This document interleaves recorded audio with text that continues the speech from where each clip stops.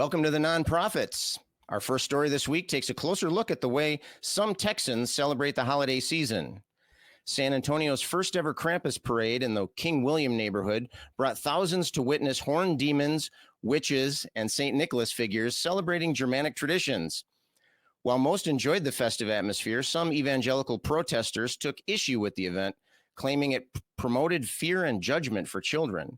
Dressed as Jesus, one protester carried a cross to defend the kids, while others denounced the parade with megaphones. Ironically, their objections seemed to boost attendance. Despite the controversy, the event was a hit, with participants celebrating San Antonio's vibrant cultural diversity and hoping to establish a new holiday tradition. This story was from TPR by Joey Palacios on December 6, 2024. And so first, I want us to go over to Jonathan. Jonathan, I would like for you, if you can, to give us a little bit of background on this Krampus story. Can you talk about what Krampus is all about and what are some of the origins and so forth? Sure. It's a Germanic myth of Krampus. He is a creature that is the polar opposite, has turned into the polar opposite of Santa Claus. On December 5th, if you are a naughty child, Krampus will find you and beat you or eat you or some other diabolical parental blackmail to keep you in line. So the thought is that Krampus is derived from an earlier perched, I can't pronounce that right, it's probably Slavic, but perched was this devilish humanoid goat-like creature with a long neck like a giraffe. People wore costumes and marched in processions known as Perchslaufen, and boy, I didn't pronounce that right. I apologize to German speakers everywhere. Eventually, Perchslaufen or Perch Run were introduced to St. Nicholas and by the Catholic Church, who didn't like Perch, but couldn't in the Anatolian region, not the Anatolian, the Alpine regions, they couldn't enforce the ban on it, so it persisted. And so they introduced St. Nicholas, and they put Perch under this control of St. Nicholas, or under the auspices of St. Nicholas, and he became Krampus. Krampus became part of St. Nicholas's mythology in the Alpine regions. Krampuslauf or Krampus Run parade was on December 5th, or St. Nicholas's Day Eve. Usually the 6th was December 6th was St. Nicholas's Saint's Day. There is a lot of lore and practices today in the Alpine, but just to be sure, Krampus is usually given schnapps. So if you want to keep on his good side, stock up. And the perched and winter spirits can supposedly be present from winter solstice to January 6th. So, you might want to keep a lot of it on hand. The King William neighborhood itself is named after Wilhelm I of Germany. So I'd like to just pass this myself, but Scott, do you want to? Sure. Yeah. Pass it to somebody? I want to pass it off to Kelly here. Kelly, Jonathan was telling us about the history of the Krampus. Can you tell us a little bit more about how Krampusnacht is celebrated today around the world? I can, and some of you may have noticed that I'm sans tie today, and it's because I wore my Krampus t-shirt. I'm an old fan of the Krampus. So the Krampus has been traditional in Central Europe, Austria, Slovenia, Germany, Czech Republic, and Hungary. And there he's a common sight, even in holiday markets throughout Austria. So everybody knows who Krampus is. Krampusnacht has become more and more popular in recent times, though, and it's starting to spread around the world. We're seeing Krampus parades become widespread, and as more and more people learn about the demon, he's appearing more and more in the media, which is how we got this story, right?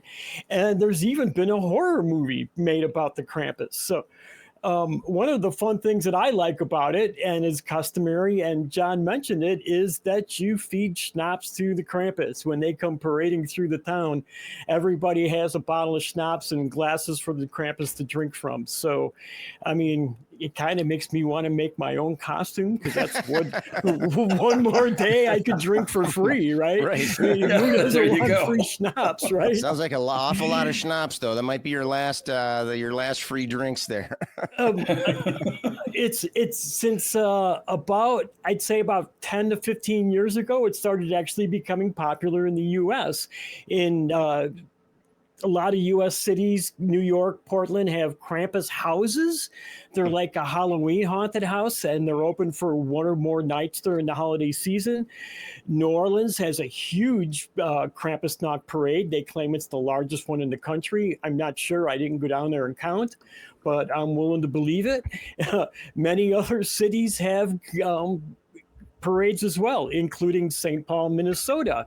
St. Louis decided to base their Krampusnacht more on the drinking aspect of it, and it's more like a pub crawl down in St. Louis.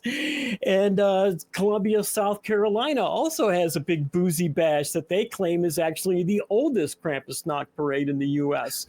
So there's a little bit about how people are celebrating it today. Cool. All right. Thanks, Kelly, for sharing that with us. Yeah, it sounds like it'd be dangerous to be the Krampus, right? Because if you're just drinking schnapps all night, boy, the possibilities for the evening get more and more diverse as you get further on in that. So evil debauchery. Exactly. Speaking of evil debauchery, Stephen, I want to go to you next. I want you to talk about I want you to talk about the Christians that were protesting. They were protesting. Why would they have a problem other than something becoming more and more popular, which apparently is a thing? You know, why would Christians be upset with this celebration? Like, besides the fact that it was something fun. Right. Besides that, yes, we all, yeah, well, evangelicals, they definitely are alarmed by anything that might be a celebration of darkness, right? Philippians 4 says, whatever is true, whatever is noble, whatever is right, whatever is pure, whatever is lovely, whatever is admirable, if anything is excellent or praiseworthy, think about such things. And that kind of gives them that impetus to say that anything that is, spooky, scary, dark, should be forced away from our attention. We shouldn't be glorifying these things that aren't, bright and light and from God, which is just so selective, I guess, from my perspective. Like the idea of not, tainting Christmas with this dark, spooky, scary stuff is so wild to me, because Christmas is, the Christian celebration of Christmas is about a child being born on around Christmas so that he could be raised like a lamb for slaughtering, to be crucified to death, so that God's children can escape an eternity of torture. And that seems pretty dark to me. That's pretty damn dark. You don't get to have one without the other. Kettle, thou namest as black.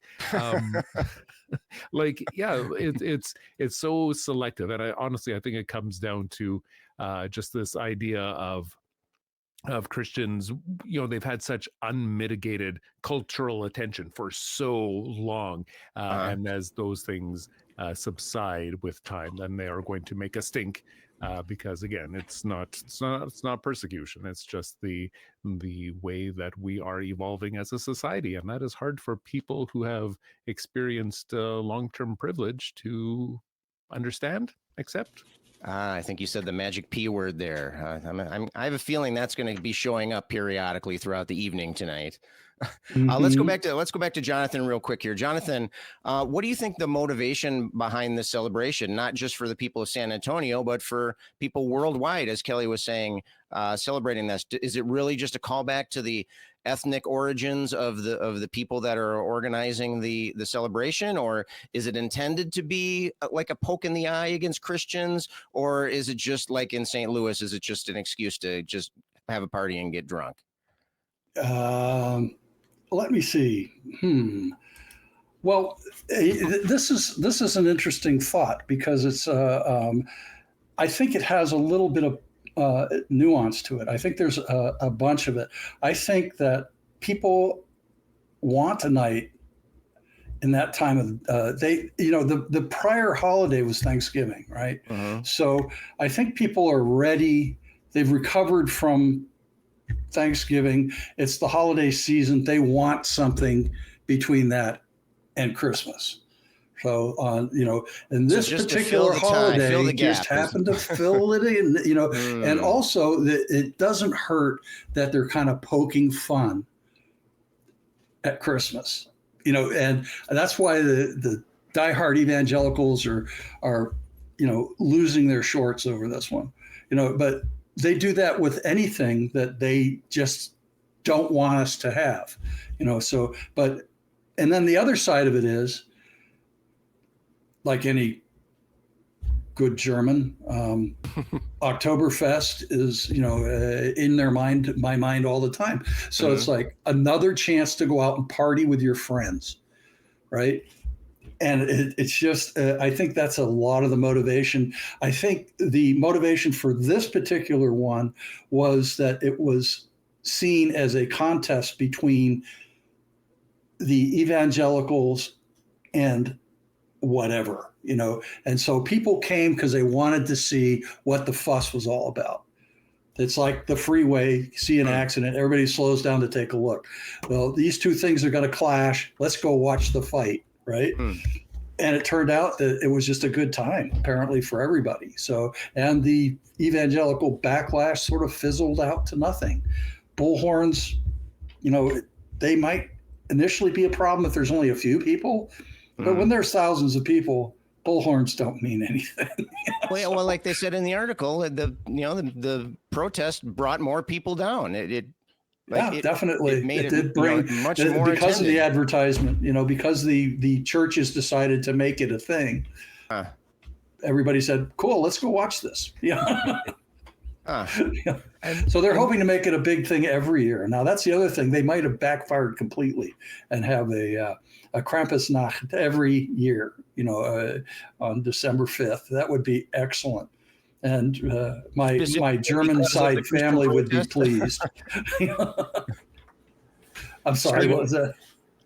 Stephen, what do you want to add something in here? Yeah, just like I believe, I'm not the psychologist here, but I think that there's also an understanding that we as humans, we experience fear, and fear is something scary, and the best way to deal with that, to get over that monster under the bed or in the closet, is to look it in the face and to be around it, and that's the way that we as humans, as creatures, as a species, we can deal with fear and make it more manageable.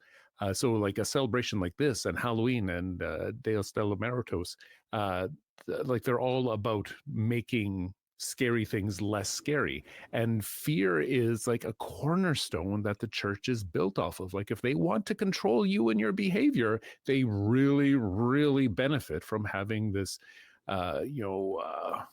sort of Damocles hanging over your head. The fact that, if you don't comply, you may just end up burning in hell, unless you're a Calvinist, in which case you don't know if you want to end up in hell or not.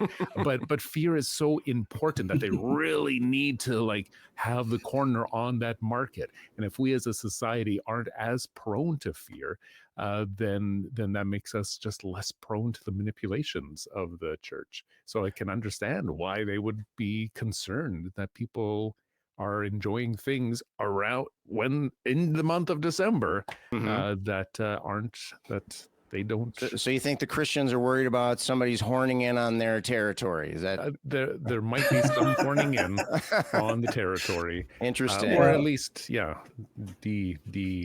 demystifying and making things a little bit less scary. Oh, interesting take on that. Kelly, let's jump back to you. Would you consider this a secular celebration? I mean, we talked a little bit about how it's kind of in the eye of Christians. Is it really in the eye of Christians, though, or is it just like right along with Christianity? Like Stephen was pointed out, you got Christ has to have something to save you from, right? And here's this thing that's going to get the bad kids, throw them in a sack, and where's he bringing them to? He's bringing them down to hell. And let's face it, hell is a Christian invention. So no, this isn't a secular thing. This is totally a Christian tradition, a Christian holiday, if you think about it. So it's like a spin-off. Yeah, right, exactly. Which, like in your introduction, you mentioned the guy with the cross defending the kids. And I got this weird vision of my head with the guy swinging it around, beating off all the Krampuses, Mission accomplished, Scott, then. Got to be God's hero, right? Interesting.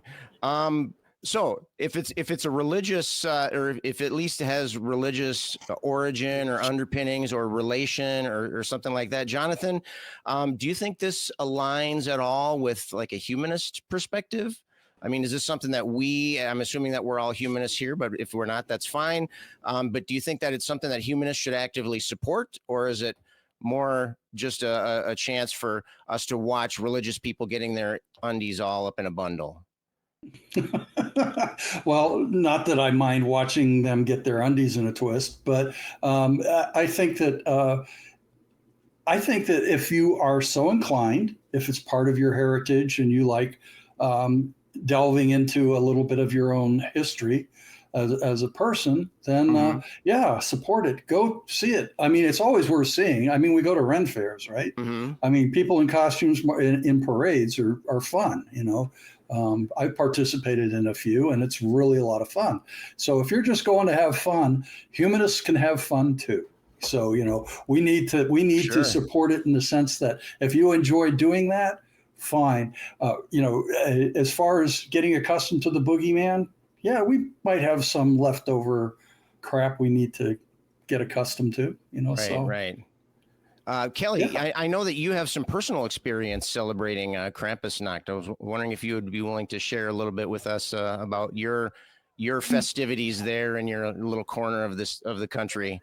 Maybe not Krampusnacht itself. Like, I'm not going out and parading through my little town in a Krampus costume. Although now that I know free schnapps, I might start doing that. There you go. But I have been a big fan of the Krampus for decades. Like I showed off my Krampus shirt. I've had this shirt for a good 5 or 6 years now. If you don't wear them at Christmas time, they last forever. And one of my good friends, knowing how much fan I am of the Krampus, actually sent me this Krampus Christmas tree ornament a couple of years ago. He's pretty cool. And I don't have a Christmas tree. We put up a Festivus pole at my house. Yes, we really, really do. And you can't put ornaments on it because it's too distracting. So I put it up here, and it's been here. Even if you go back and look at my very old videos, my Krampus is hanging there. It's been there for years now. So. Is there an official day for Festivus? Is there like a day? 23rd. 23rd. 23rd. Yep. All right. Stephen, before we wrap this one up, I just wanted to get your perspective as somebody who is not American. Do they celebrate? Have you heard about this Krampus thing in Canada up there? No, it has not popped up on my radar. But I live in a rural area I don't live in Toronto. So am I really a Canadian? Am I really? Do I really count? No, it's not on my radar, but so your Thanksgiving is in November, right? Yes. Mm-hmm. Okay. Yeah. Cause even that, like ours is in October. So there's a larger gap there between the festivities there. Yeah. It's not, I'm sure I'm like, whatever, especially in our modern age of information, I'm sure that there are people, especially with the number of Eastern European, Germanic immigrants that our country is made up of, built up of. Do you have big populations of German immigrants? Especially more recently, within the past couple of decades, especially in my particular part of the country. But they're like conservative Germans, so.